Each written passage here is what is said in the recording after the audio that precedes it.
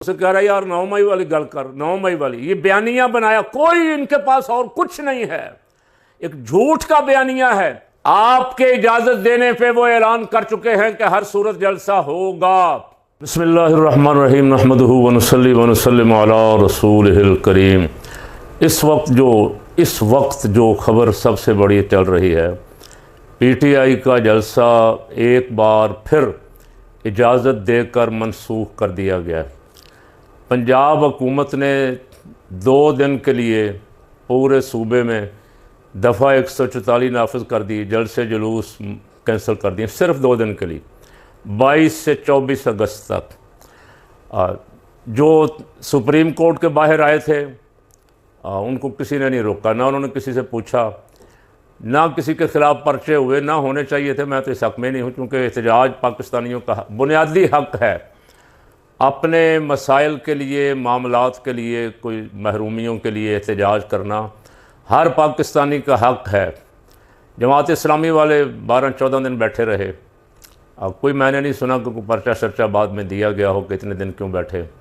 सिर्फ पीटीआई पे पाबंदी, पीटीआई जलसा नहीं कर सकती, रैली नहीं कर सकती। जलसे की इजाज़त उन्होंने कई दफ़ा अदालतों से जाके ली। अदालत की दी हुई इजाज़त को कभी डिप्टी कमिश्नर कैंसिल कर देता है, कभी कमिश्नर कैंसिल कर देता है। अदालतें नहीं, एक मजाक बनाया हुआ है नून लीग हुकूमत ने अदालतों का भी, कोई पूछने वाला नहीं है इनको।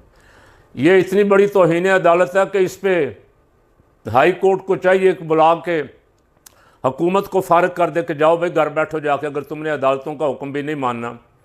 बड़ी बेशर्मी के साथ मेकअप करके पंजाब की वज़ीर आला और उधर सदर पाकिस्तान का साहबजादा, वो भी लाल पीला हो के आके टीवी पे लोगों को दर्शन करके दांत निकाल के दिखाते हैं।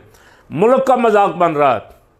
अच्छा, सियासी कहते हैं, हम सियासी हैं, हम बड़े पुराने, एक अनाड़ी के खिसपुर्द कर दी गई हुकूमत। एक दिन आसन इकबाल कह रहा था, हमने मुल्क को दूध और शहद की नहरों में डुबो दिया था, एक अनाड़ी के सपुर्द हुकूमत करके सारा सत्यानाश कर दिया। 3.25 साल अनाड़ी ने 16 रुपए की पर यूनिट बिजली दी और 150 का डॉलर रखा और 150 का पेट्रोल पर लीटर, वो अब उठा के 300 पे चला गया, डॉलर 280 पे चला गया।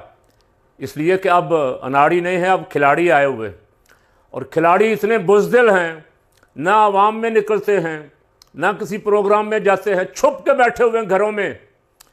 जैसे चूहा बिल्ली को देख के छुपता है ना, इस तरह छुपते फिरते कहते हैं हम खिलाड़ी हैं, हम बड़े ट्रेंड हैं। मुल्क का सत्यानाश मार दिया, सवा सत्यानाश कर दिया। अदालतें इनको सहूलत दे दे के तंग आ गईं, अदालतों पे उंगलियां उठनी शुरू हो गईं, काजी के फैसलों को चैलेंज किया जाने लग गया। दुनिया जहान में पाकिस्तान के इंसाफ, निज़ाम इंसाफ का मजाक बन गया। जज भी तंग आ गया, उन्होंने हाथ खड़े कर दिए। 2-3 दिन पहले काजी ने नून लीग की 3 सीटें पीटीआई की छीन के नून लीग को वापस की थी। आज एक और सीट का मसला था, वहाँ काजी नहीं था। काजी के 2 पसंदीदा जज थे, अमीनुद्दीन खान और जस्टिस अफ़गान, नईम अख्तर अफ़गान। उनसे भी ये बर्दाश्त नहीं हो सका कि ये जाली जीते हुओं को सीट कैसे दें। इन्होंने तो दरख्वास्त भी टाइम पे नहीं दी दोबारा गिनती की। उन्होंने आज वो नून लीग का केस उड़ा के रख दिया, जिससे मुल्क भर में और ऐवानों में थरथली मची हुई है। उधर जस्टिस मंसूर शाह और जस्टिस अतहर मिनल्ला के पास केस लगा हुआ था 9 मई का, वो ज़मानत का केस था। उन्होंने पूछा प्रोसिक्यूटर से, 9 मई के वाक़यात की सीसीटीवी फुटेज लाओ। साल हो गया सीसीटीवी फुटेज नहीं दी जा रही, कहते हैं वो ज़ाय हो गई, गुम हो गई। लेकिन केस हम चलाएंगे, बदला हम लेंगे। ख्वाजा आसिफ की बात मैंने कल भी आपको सुनाई थी, वो मुंह उधर को है, साफ़ी सवाल कुछ और कर रहा है।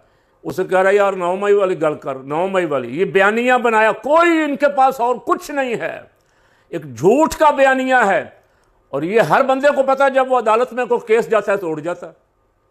अदालतों से जितने कारकुनों की रिहाई हुई है साल साल बाद, 10 महीने बाद, कोई 9 महीने बाद, कोई 1.25 साल बाद। वो सब इसलिए हुई कि कोई सबूत नहीं है। अब आज सुप्रीम कोर्ट ने बड़ा खड़ा कर दिया, ये क्या कि लाओ भाई CCTV फुटेज। और अगर सुप्रीम कोर्ट ने सारा कुछ मांग लिया कि उस वक्त वज़ीर आला कौन था, वज़ीर दाखिला कौन था, लाहौर की पुलिस की पोस्टों पे कौन थे, तो सारे इदारों में थरथली मच जाएगी। कल तक जो बयानियाँ बना बना के, दांत निकाल निकाल के गद्दार और दहशतगर्द और खारजी करार दे रहे थे उनको, अब फिर आपको छुपते नज़र आएंगे। अब अभी भी छुपते ही हैं।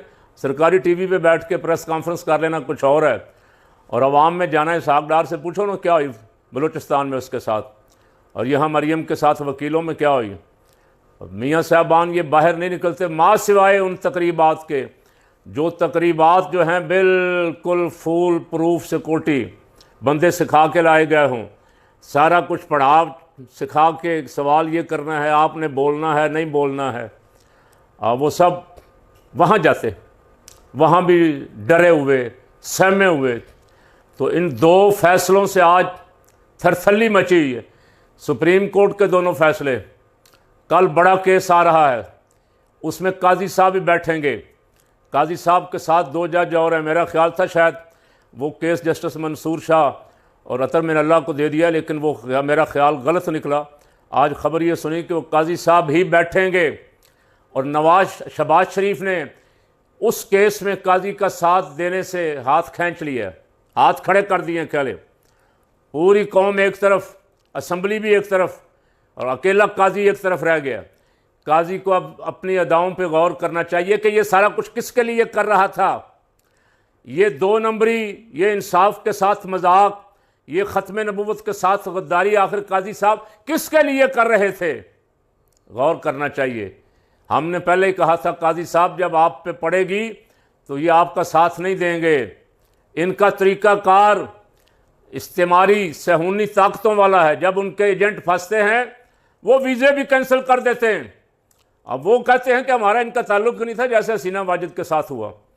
तो काजी साहब को ख़बरदार करते रहे हैं। चले, काजी साहब ने सबक नहीं सीखा और जी भर के बदनामी रुसवाई करवाई।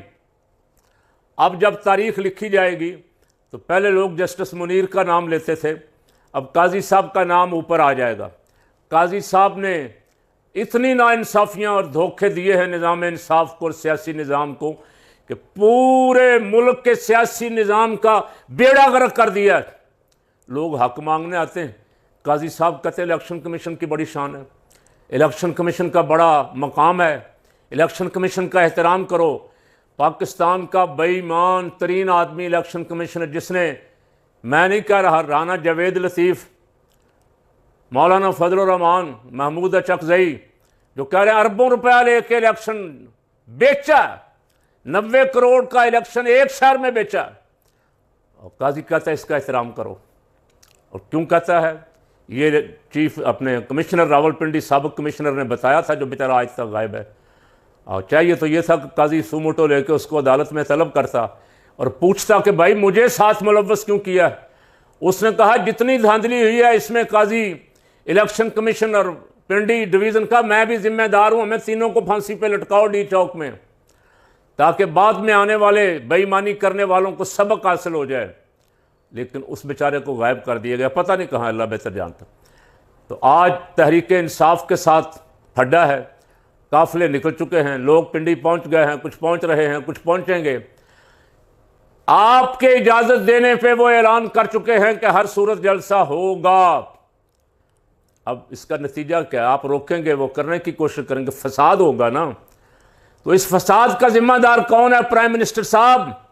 कौन है जिम्मेदार इस फसाद का? फसाद के बारे में आप बातें तो बड़ी करते हैं कि वो जेल में बैठा फसाद फैला रहा है। जेल में बैठा जो आपकी इजाज़त के बगैर किसी को मिल भी नहीं सकता, जिस तक वकीलों की रिसाई बहुत मुश्किल है, आप सारे इस निज़ाम को चलाने का, तलपट करने का इल्ज़ाम उस पर धरते हैं। तो आपको तो शर्म से इस्तीफे दे के घरों में बैठ जाना चाहिए था कि प्राइम मिनिस्टर कुर्सी इक़्तिदार पे बैठा हुआ भी कुछ नहीं, और एक बंदा जेल में बैठा फैसले कर रहा है मुल्क और कौम की तकदीर के। अब अगर हाकिम बदहन, अल्लाह करे ऐसा ना हो, फ़कीर की ख्वाहिश यही अमन व अमान रहे, लेकिन अगर कहीं काफिलों में, आने वालों में एहतजाज करने वालों में तसादम हुआ तो इसका ज़िम्मेदार कौन होगा? पंजाब हुकूमत या वफाकी हुकूमत या इजाज़त देने के बावजूद जलसा रोकने वाले अफराद? तो उनसे कहता हूँ आप ही अपनी अदाओं पे ज़रा गौर करें। वैसे वो खुद कह रहे हैं, खुद मान रहे हैं कि हमसे ये हजूम संभाला नहीं जाएगा, हम इनको कंट्रोल नहीं कर सकेंगे। तो फिर आप साहब, हाँ, लाखों की तादाद में लोग निकल पड़े हैं, खैबर पख्तूनख्वा से, बलूचिस्तान से, लाहौर से, मुख्तलिफ अदला से पिंडी की तरफ लोग रस्तों में हैं।